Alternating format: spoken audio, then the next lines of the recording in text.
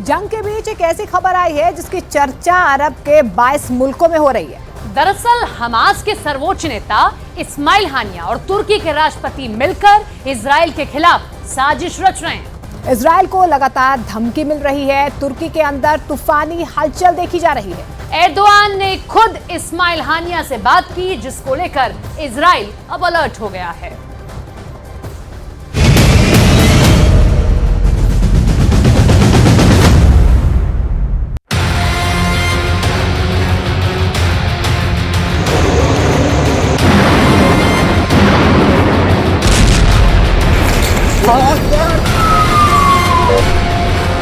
तुर्की के अंदर तूफान उठा है।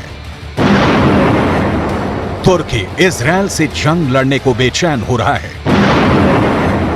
तुर्की के राष्ट्रपति तैयब अर्दोगन ने एक ऐसा कदम उठाया है जिसने इजराइल को बहुत चौकन्ना कर दिया है।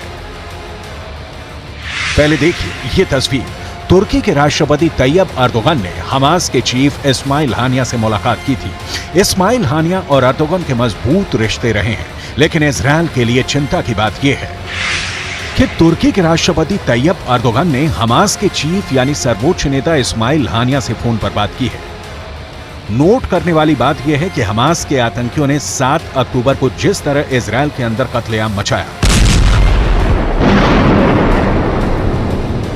बच्चों और बूढ़ों को किडनैप कर लिया है, यहां तक कि औरतों को भी मार डाला और किडनैपिंग की, पूरी दुनिया में खासकर यूरोप के देशों में और सरकारों में हमास के खिलाफ गुस्सा है।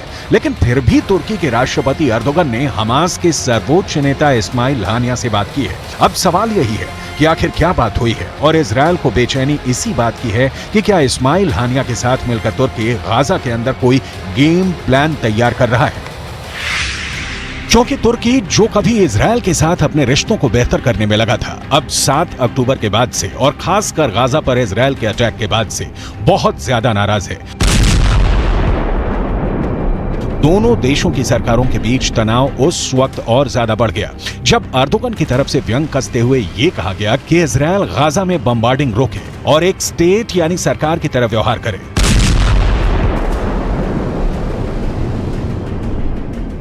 Vekillerimizin de sivil yerleşimleri bombalamak, sivil insanları kasten öldürmek, bölgeye insani yardım getiren araçları engellemek, üstelik bütün bunları maharet gibi sunmaya kalkmak devlet değil ancak örgüt refleksi olabilir. Devlet gibi değil, örgüt gibi davranırsa sonunda örgüt gibi muamele görmeye başlayacağını unutmamalıdır. लेकिन तुर्की ने एक बार फिर Hamas की leadership से सीधा संपर्क साधा है।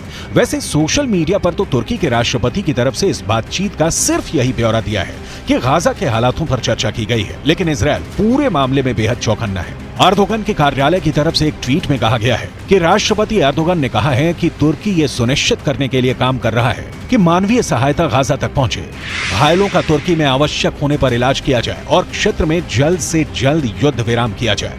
लेकिन इजराइल इसलिए बेहद चौकन्ना है क्योंकि तुर्की के अंदर लगातार अमेरिका और इजराइल के खिलाफ भावनाएं उबल रही हैं। तुर्की के अंदर लगातार इजराइल के खिलाफ विरोध प्रदर्शनों का दौर जारी है।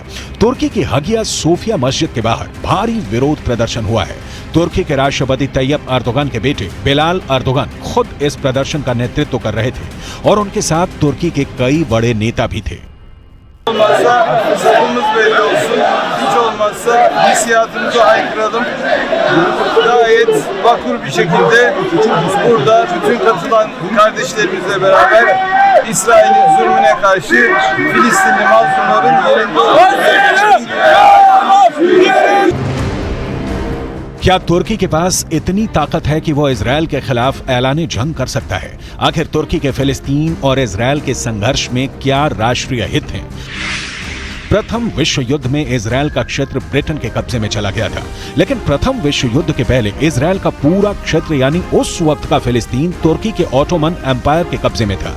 पहले विश्व युद्ध में जब तुर्की की हार हुई तब इस पूरे इलाके पर, जहां आज फिलिस्तीन और इजराइल है, ब्रिटेन का कब्जा हो गया था। लेकिन इससे पहले करीब 800 सालों तक ये पूरा इलाका तुर्की के साम्राज्य के ही अधीन रहा था। यहां तक कि ऑटोमन एम्पायर के खलीफाओं ने ही इजराइल की जमीन को पहली बार फिलिस्तीन कहना शुरू किया था। इस्लामिक मुल्कों के अंदर एक लीडरशिप की लड़ाई है और तुर्की भी हमेशा खिलाफत की विरासत को देखते हुए अरब मुल्कों से खुद को आगे दिखाने की कोशिशों में रहता है। लेकिन सवाल यह है कि क्या वो इजराइल से दुश्मनी में ईरान को भी पीछे छोड़ने वाला है? जरा ये भी देखते हैं कि आखिर इजराइल और तुर्की के पास कितनी ताकत है।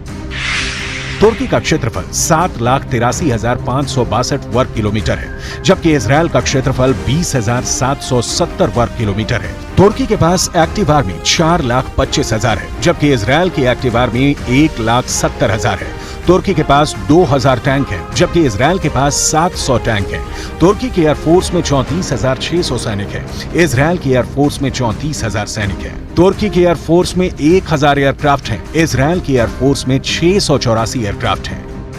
तुर्की के विदेश मंत्री ने हाल ही में लेबनान के बेरूत का दौरा किया था और उन्होंने अपनी इसी मिलिट्री पावर के दम पर अमेरिका और इजराइल को धमकाया था कि गाजा में राहत पहुंचाने का ड्रामा खत्म हो और लगातार राफा क्रॉसिंग खोलकर मदद जारी रखी जाए।